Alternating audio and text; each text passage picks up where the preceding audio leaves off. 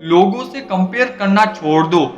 लोगों को देखकर आप अपनी ही वैल्यू को अपनी नज़रों में गिराना छोड़ दो, क्योंकि सूरज हो या चाँद सब अपनी जगह और अपने वक्त पर चमकते हैं। हेलो दोस्तों, आपका M2S मोटिवेशन में स्वागत है। चलिए वीडियो शुरू करते हैं। आजकल लोगों के सर पर एक अलग ही भूत सवार है और वो भूत है दूसरों से कंपेयर करना।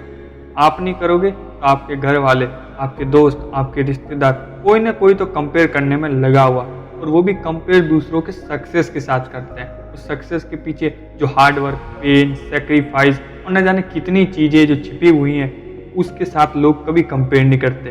मैं जानता हूँ कुछ लोग होंगे अभी भी जिनके सर से ये कंपेयर करने का भूत नहीं उतरेगा, तो मैं उन्हें एक कहानी सुनाना चाहता हूँ। ध्यान से सुनिएगा, क्योंकि जो मैसेज ये कहानी देना चाहती है, अगर आप वो समझ गए तो आपको सफल होने से कोई नहीं रोक सकता।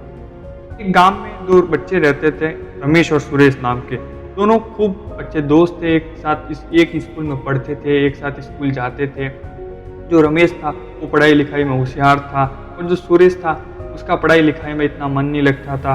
उसे पेंटिंग का अच्छा शौक था, इसलिए वो पेंटिंग बनाता रहता। ऐसे करते करते कुछ साल बीत गए, दोनों बड़े हो गए। रमेश उच्च शिक्षा प्राप्त करने के लिए शहर चला जाता है, और वहाँ पर अच्छी कॉलेज से डिग्री प्राप्त करने के बाद एक अच्छी कंपनी में उसकी जॉब भी लग जाती है। और जो सुरेश होता है वो गांव में ही रहता है, वो पेंटिंग में ही अपना कैरियर बनाता है, और वो पेंटिंग बनाता उन्हें शहर लेके जाता। लेकिन वो गांव का होने की वजह से उसे वहाँ पर ज़्यादा मौके नहीं मिल रहे। ऐसे करते करते कुछ साल बीत गए, फिर दिवाली का त्यौहार आने वाला था।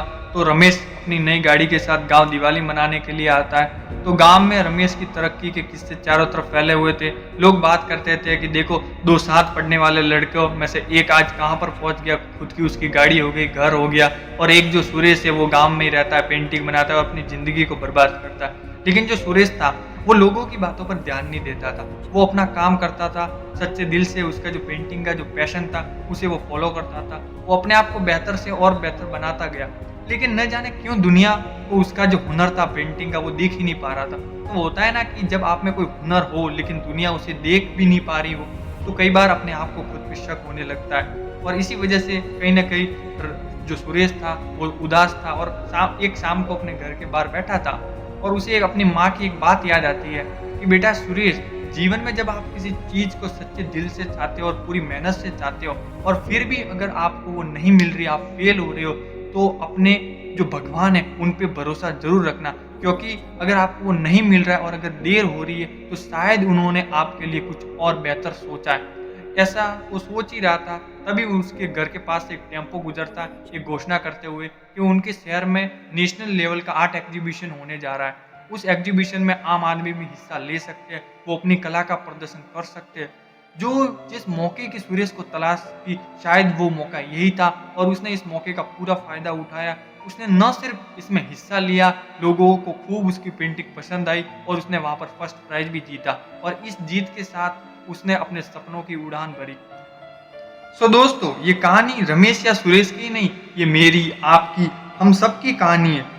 ये कहानी हमें तीन सबसे इंपॉर्टेंट बात सिखाती है। पहली, जब लोग आपको दूसरों से कंपेयर करने लगे तो उन पर ध्यान देना छोड़ दो।